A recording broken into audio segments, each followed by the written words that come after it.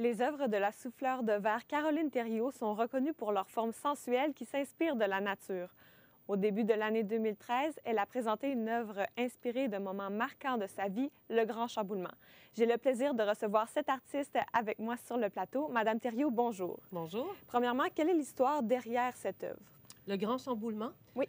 La ville de Saguenay s'est présenté un jour, un représentant de la ville, à l'atelier pour m'annoncer qu'il désirait acheter la bâtisse, donc l'atelier de verre soufflé devait déménager. Alors ça, ce fut le début d'une série d'émotions vives et de grands chamboulements dans ma vie et dans ma carrière parce que ça va faire 10 ans. Ça l'aurait fait 10 ans en mai 2014 que l'atelier est installé à cet endroit-là. C'est quand même situé dans le croissant culturel de Chicoutimi, de la ville de Saguenay. Et puis, la bâtisse avait une vocation culturelle, une mission culturelle, parce qu'elle regroupait uniquement des artistes ou des organismes culturels.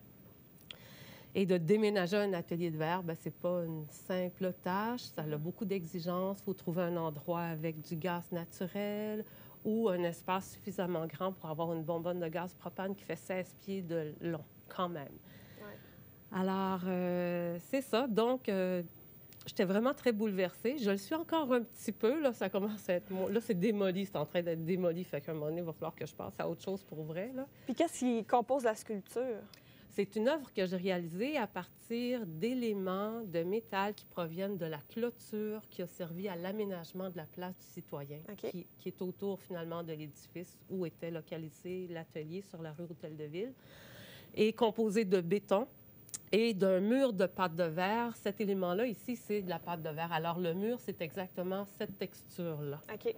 Puis, le mur est déposé sur la dalle de béton qui est perforée. Puis le métal perfore la dalle. Finalement, c'est le métal qui soutient le mur de pâte de verre.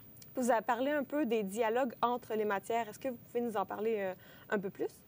Oui, bien, il y a quelqu'un qui m'a dit vous combinez différents matériaux, le verre, le béton, le métal. Puis là, je lui expliquais que ça créait un dialogue. Puis elle me disait oui, comment ça? Bien, chaque matériau a sa résonance, a sa dégage quelque chose. Si on se retrouve dans une salle où tout est en stainless steel, comme une salle d'hôpital ou une cuisine, on va ressentir quelque chose de différent. Si on se retrouve dans une pièce où tout est en bois, un chalet en bois rond, par exemple, l'atmosphère inspirée par les matériaux, suggérée par les matériaux, nous influence différemment.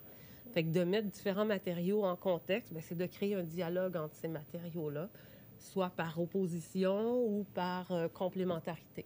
Est-ce que vous avez toujours une thématique comme pour cette œuvre-là? Quand je fais des pièces uniques, oui. Je pars toujours avec une idée ou quelque chose à dire.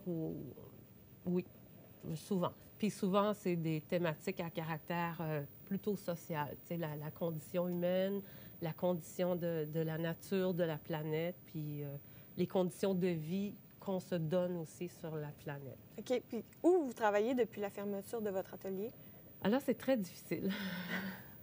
Non, je viens tout juste là, de déménager lundi tous les équipements de l'atelier dans un entrepôt. OK. Alors là, le reste des choses dont j'ai besoin à court terme pour faire les salons, j'ai déménagé ça chez moi dans ma résidence. Alors, je suis vraiment dans une période de grand chamboulement. Puis vous vous impliquez aussi beaucoup dans des organismes. Pourquoi, selon vous, c'est important de promouvoir l'art? C'est important parce que c'est pas encore reconnu à sa juste valeur puis apprécié à sa juste valeur dans nos sociétés. Parce que si ça l'était, les artistes ici du Québec pourraient vivre dignement de leur art. Dans d'autres pays, les artistes arrivent vraiment à en vivre, pas millionnaires, mais à en vivre. Puis ici, c'est encore très, très difficile de faire reconnaître l'importance et la particularité du travail d'un artiste. Souvent, les gens ne comprennent pas. Mais c'est un travail aussi important pour la société qu'un médecin ou qu'une journaliste ou que... Parce que les artistes vont faire... C'est des communicateurs, fait qu'ils vont faire des recherches, puis ils communiquent le résultat de leurs recherches à leurs contemporains, ils discutent. C'est des décorateurs aussi. C'est important dans la société, puis souvent, on ne le voit pas vraiment. Puis qu'est-ce qu'il faudrait faire au niveau national pour promouvoir l'art, selon vous? Bien, moi, ça fait déjà presque 4-5 ans là, que je siège sur un comité qui s'appelle le Comité des régions au Conseil des métiers d'art du Québec et que je leur dis, je martèle qu'on doit faire une campagne nationale de valorisation des métiers d'art. Et puis là, petit à petit, oui, ça va se développer, se structurer, cette campagne-là, au niveau national. Parce que ce que j'ai constaté, c'est que depuis, je dis 10 ans, mais maintenant presque 15 ans, là, on nous martèle les oreilles partout de manger sain, manger des produits locaux, manger des fibres, faites du sport. Fait que là, maintenant, tout le monde se met là-dessus.